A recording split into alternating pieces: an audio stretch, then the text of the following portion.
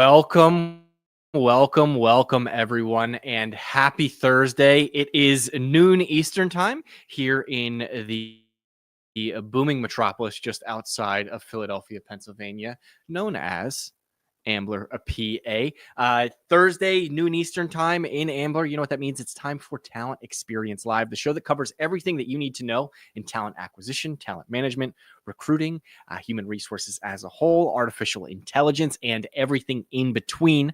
I am your host, Devin F. Foster, and the F, of course, is for franchise.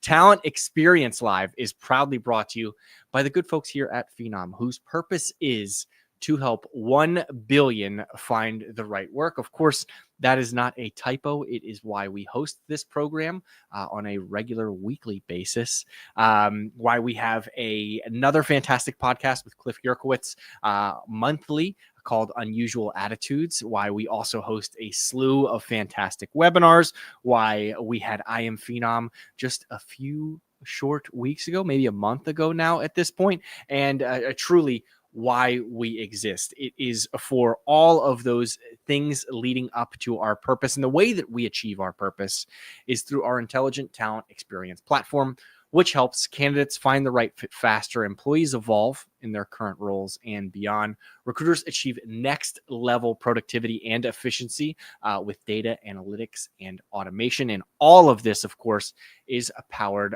by super slick artificial intelligence and machine learning. So if any of that interests you at all, after this program is over, don't walk to phenom.com to learn more if you are interested.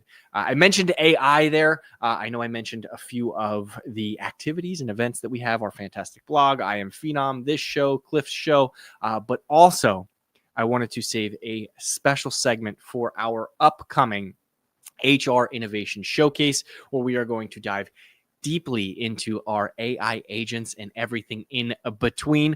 So you won't want to miss that. It is next Wednesday. I see Amit chiming in the comments section there.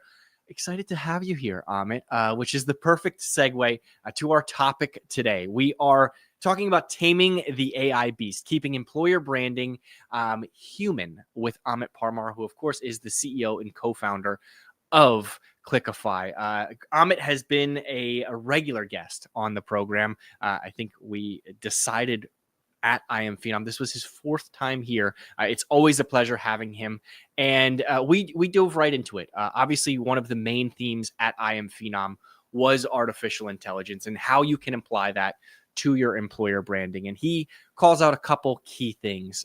Number one is to make sure that you use it in control. You don't want to let it run wild. Cliquify has a fantastic AI solution that you can always find out more there. But experimentation is going to be key. But one thing that Amit keys in on is it is better to crawl, walk, then run, then vice versa. That way you aren't out of control and everything is maintained, because your employer brand is truly valuable to how you get talent in the door. So without any further hesitation, here is my interview with Amit. Enjoy. If you have any comments, I see Amit's here in the comment section. Feel free to pop him a question or two, or myself, and I will answer them after the recording. Thanks so much.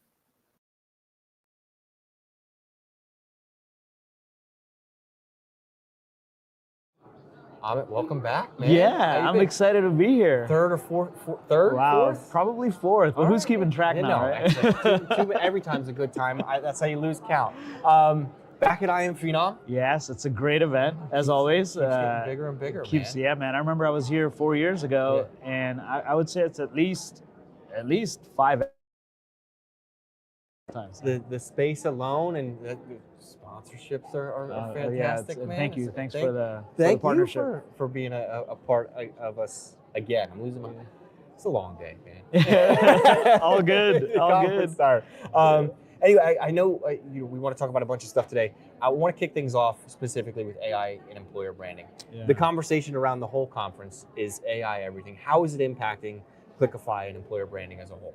Yeah, look, AI, is not going anywhere, right? I think we're going to continue to have to really work with it as a companion. I do think, there's going to be continued pressures to figure out how do you continue to infuse humanity into the conversation, right? I think we as humans, as you know, I've always believed we're cultural animals, right? And so how do we continue to kind of crave that in light of all the buzz around AI, which is rightfully there. It's just a matter of I think the companies that are going to win the war for talent, so to speak, or get better quality talent, are the companies who are going to use AI in a very ethical, in a more humanistic way, and drive productivity in the process as well. So, as it relates to Cliquify itself, we have a little bit of AI infused in our product as well. But we call it like tamed AI, right? Because it is a beast, and we just have to make sure that you tame it and kind of train it in the right way to make sure that you're driving the intended outcomes. Right? So. Like a domesticated dog, right? You're not gonna let it run wild, right? It knows to scratch on the door when you gotta take it out back. Yeah. But no, it's interesting because the conversations, I just had a conversation, earlier today about AI voice agents, right? And having those conversations back, and who's to stop a candidate from using a voice agent to have a conversation back and forth. It's a scary thought. So I like the idea of keeping it. Yeah, and it's happening, right? Like, there are bots talking to bots, right? Trained bots talking to trained bots from a candidate as well as an employer perspective. So in light of that, right? And it's only going to get exponentially sound in terms of like the volume of noise, if you will, right? Around that. Yeah. So how do you still keep the key message and the core themes of who you are as a company, as a culture, right? How do you keep that intact in all this noise? And I actually don't know the answer to that. I think it's to be determined in terms of how much noise that we all kind of tune out versus tune in, so to speak, right? No, and I think you're 100% right.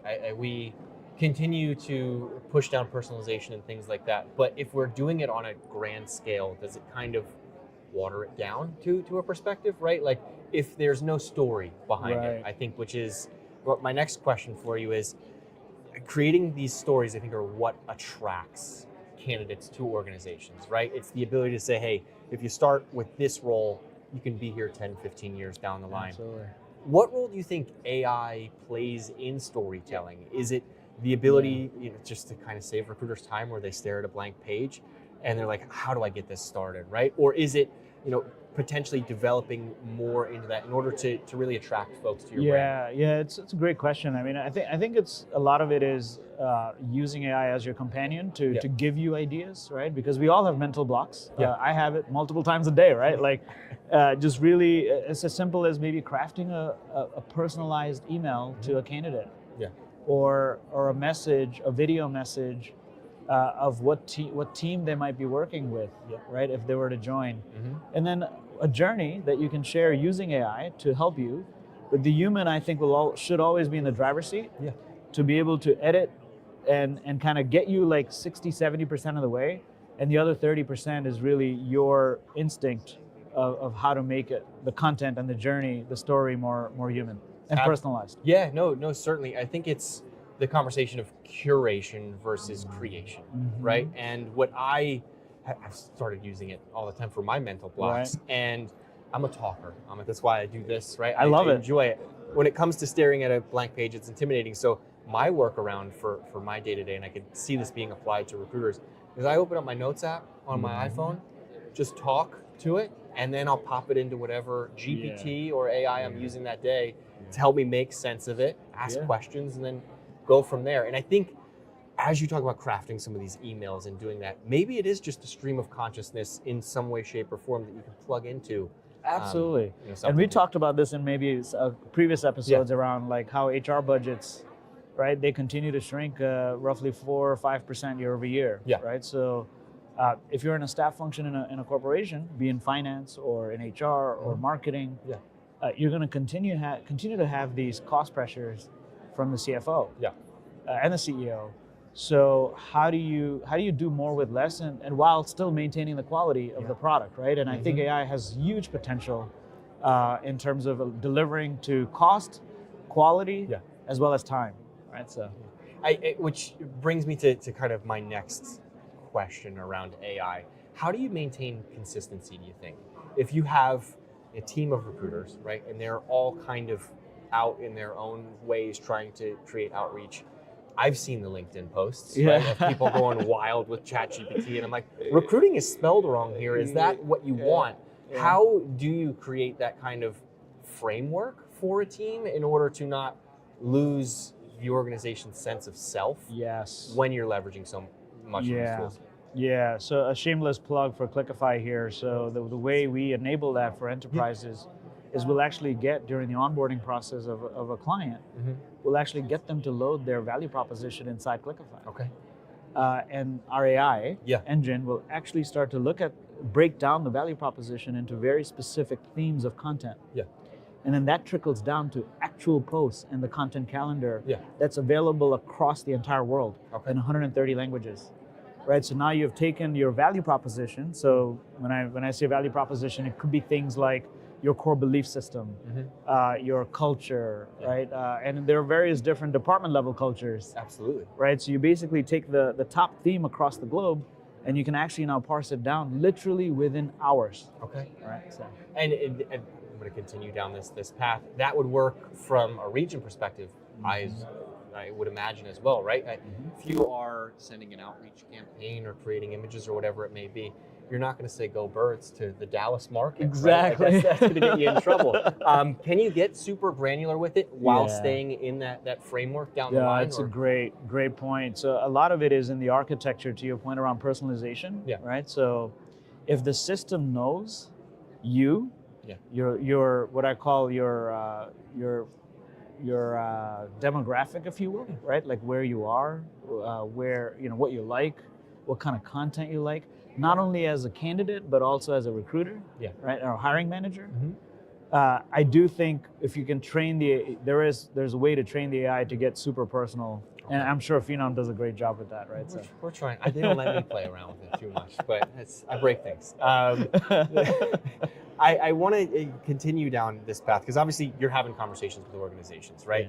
And there's always A players, top performers on every team. And I think from a recruitment perspective, they're typically very creative, right? They're thinking outside the box. They're not copying, pasting emails like I used to do and sending them off into the wrong places. Is there ever any pushback when you start to have the AI conversation of human creativity versus machine creativity and finding that balancing act, especially if you have been trying to instill that top performer, that work ethic across your team? Yeah, great question, Devin. I think, that we're at a very interesting juncture where, as a society, where humans will continue to use AI in the most creative way. I do think there are people who will find a way to work with AI and while still maintain that human creativity, and the outreach kind of mechanism that they use, right? Like I do think one thing about us as humans, what we're very good at is adapting, right? So you'll adapt to the technological shifts that are happening while still maintain our DNA is to be social. Right, so inevitably we're going to get to this place where it's like, oh, AI suggested this. The copy paste, yes, might get you so far, but sooner or later your DNA is going to tell you to be more creative, right, and connect with people at a personal level. Absolutely, creatures of habit until that habit changes, right? Like we have to instill that new practice in ourselves, and it could be step by step, right? Easy things, which brings me to kind of my next question of what are some common pitfalls that teams are running into? Are they trying to start too grandiose and too large, boil the ocean, if you will, or are they not doing enough fast enough and they're not keeping up with the Joneses? Yeah, I think part of it is what I love seeing, or what I am seeing that I love actually is people are starting to experiment in different ways. GPT opened the doors to a lot of experimentation. I do think I've always been a big believer in crawl, walk, run. Right. So identify pilot pockets where there's initial early adopters of any new tech, right, including AI. Build some use cases in the context of your business, right? Show the ROI, because ultimately, if you're a for-profit organization, ultimately it's gotta show ROI, right? Yeah. So how do you show the ROI, even if it's like 10, 15 people in the organization, Mhm. whether they're using like some kind of a tech to drive productivity higher, you know, or drive faster, better ways of doing things. Yeah. And then track that, right? Figure out a way of, even if it's in a simple Excel sheet, like track, hey, I saved, you know, my recruiters 2 hours a day, and I've got 10 recruiters this week, as an example, Yeah. right? That's 20 hours. We all know, right? I know the salaries of a particular, you know, if I'm on my team, right, I would know the salary. You just times that by that number, right? Yep. But I know I'm overly simplifying, but it actually could be that simple to start, right? And I think, you know, even if it isn't a dollars and cents thing right off the bat, it could be everyone on your team got one more interview, right? Your applications went through the roof or something, Right. which eventually turns into dollars and cents once they get it ingrained into that, you know, kind of out of the crawling stage into the walking stage, right? Yeah. And then you can say, now I've saved 10 hours, because it may not be 10 hours week one, right? That's right. Am I way off there? Or? No, you're right. You're spot on. I think it may be just 30 minutes a week, Yeah. right? And then you incrementally move that forward to an hour, right, in 2 hours. I do think, you know, you raise a good point around, you know, number of applicants. Yeah. I do think we're at a tipping point where the organizations are going to really start to think about quality of hire, or even quality of your existing employees, in terms of what the existing employees are being enabled to do to increase their skill set, or reskill, upskill, and so on. And I do think there is going to be a major shift because of AI generated applicants and things like that. There's going to be a huge shift to how do you actually determine quality of the applicant as well as candidates and employees versus just transient talent, right? I call it transient, like they're just coming in, they just want the paycheck and be out. Yep. Right, so. Yeah, it's amazing how much the world has changed probably over the past 4 years. Obviously, the introduction of generative AI, but the conversation we were having 4 years ago was the turnover tsunami, right? The great resignation. And now I think organizations have focused so much on retaining that talent that there's a level of employer branding for internal folks as well. Is that a conversation that's starting to be had? Absolutely. How can we market to, you know, Internal someone we employees. hired recently? Yeah, I think the whole retention element of kind of the reason we used employer branding as kind of the tagline for our platform, and that's who we are, was because of the retention element of the equation, right? So employer branding to us is inside out, right? If you provide the right experiences to your employees, they will in turn actually build your employer brand, right? To attract more candidates, right? Quality candidates. The cultural alignment is huge, right? So I do think we as organizations, especially in the world of AI, people inside the organization are going to crave content, messaging from leadership, right? That is not AI generated. Maybe AI assisted, but not like AI generated. I've seen AI generated like full videos of CEOs, right? And I would personally, I would not recommend that if you really want to connect with your employee base. Right? I think you're 100. We see it on social media all the time, where I'm starting to see people use a little bit too many emojis for what their brand is. I'm like, there's something off here. Right. But to your point, AI assisted, as long as it's still in that tone of voice, right? Right. And there's multiple ways to do that. What do you see for the future of AI and employer branding? And how long is it going to take to get there, right? Like, as we adopt all of these technologies quite rapidly. Yeah, so I see us evolving, like as employer branding, talent leaders. We should have, if AI is implemented the right way, we should have, in the right ethical way, we should have time allocated back to us to do more meaty things. And the meaty thing for me, I think, is intelligence, right? So the data that is available to us, that AI can easily churn in an exponential way. Right? Instead of like spreadsheets doing pivot tables and such, you can actually just feed it and AI will give you answers in seconds based on big data, right? And the compute power is there now to enable that, right? As Mahi shared in his keynote. And so the way I see the world evolving in the world of talent and HR is now you're going to be afforded a lot more intelligence. And when I say intelligence, it's like intelligence you've never had before. So for example, what kind of content actually resonates with my audience. Mhm. What is going to give me the highest chance of converting this audience into a candidate? Yeah. Or what is going to give me the highest chance of converting this employee to stay with me 6 months longer than they do today? Yeah. Right? And I see huge, like that's the future, I think, is purely intelligence. Yeah, everything is accessible very easily. Mhm. You don't have to sit down and crunch numbers. They're readily available, and you can create an A/B test quite rapidly to get Yeah. results, right? And then Oh experiment. yes, the A/B testing is Yeah. huge. Yeah, you can do it so much faster now. I mean, that happens in clinical trials, right? Yeah. Like, you can do clinical trials now. Like, I read an article, like the time it takes to conduct a full clinical trial now is reducing by 1 day, like every week, right? Which Yeah. is great, Yeah. right? So, yeah, spinning up different scenarios and how it's almost like a lab, which is where we are right now. We are, yeah. And it's just experimenting, continue to gain that intelligence. Right. You're never gonna know if you don't find out. Right. What are some of the successes you at Cliquify have had with some of your clients? You don't have to name names. Yeah, of course. absolutely. But obviously, you're an expert in this field. You had to have Yeah. seen some success stories there. What do those look Yeah. like right now? Yeah, so we've been in business 5 years now. I can't believe it. So we've had a ton of data. Yeah. So our data scientists are always working Mhm. along with AI Yeah. to make sense of all that data. So stories that are shared out of the platform. I'll share a success story with one of our clients, a large pharmaceutical company. I can't name them, but they've been able to kind of gauge what kind of content gives them the largest conversion rate.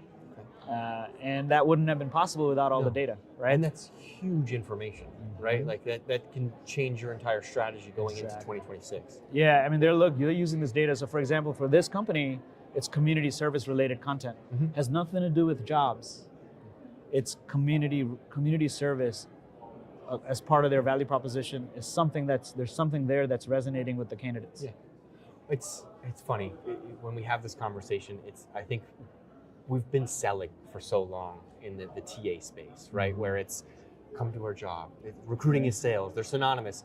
And we've started to see the shift in traditional marketing to be to entertainment, right?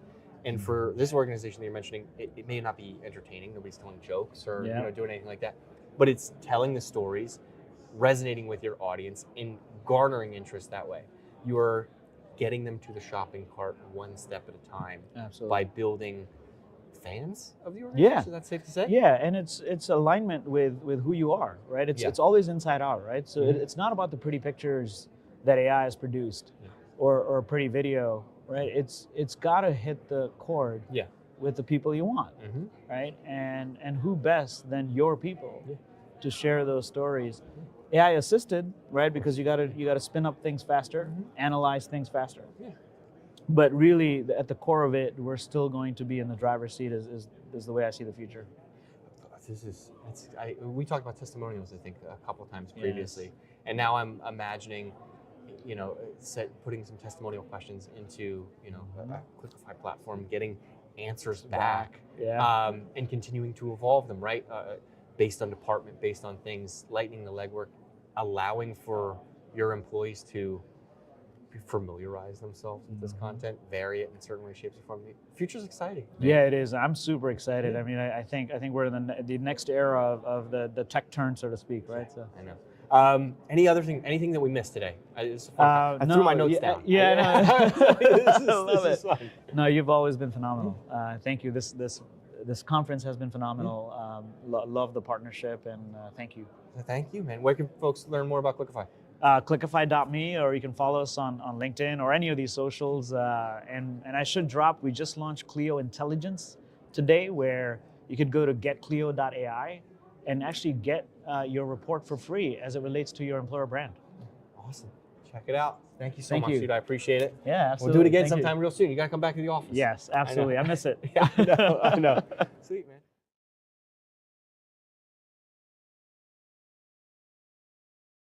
Speaking, you can find more information about Cliquify at cliquify.me that Amit mentioned there. Check out the report to get a a grade on your employer brand as well, and learn more about Cliquify's artificial intelligence.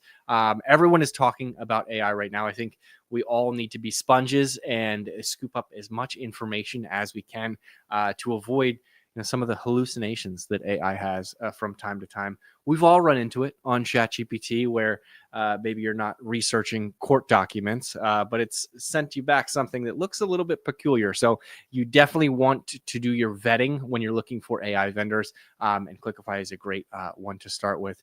Thanks, John Ryle. Shout out to him for chiming in the comment section. A huge proponent of AI right there. And I want to thank everyone, the audience at home, for tuning in. We're going to have another fantastic episode next week, as always, because TXL, it happens every damn Thursday.